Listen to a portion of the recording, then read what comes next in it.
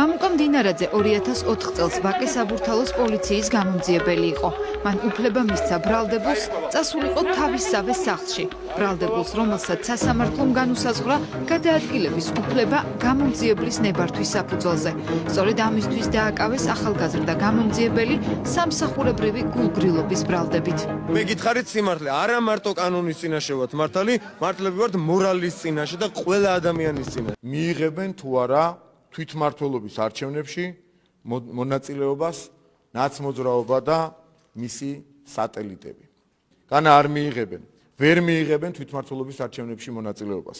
კოლექტიური ნაციონალური მოძრაობა არათუ თვითმმართველობის არჩევნებში, არამედ ამ ქვეყანაში ჩატარებულ ვერცერთ არჩევნებში მონაწილეობას ვეღარ მიიღებს. როგორც ანტიქართული, ანტისახელმწიფოებრივი, ანტიეროვნული და დანაშაულებრივი პარტიები, ისინი არაკონსტიტუციურ პარტიებად გამოცხადდებიან და აეკრძალებათ საქმიანობა.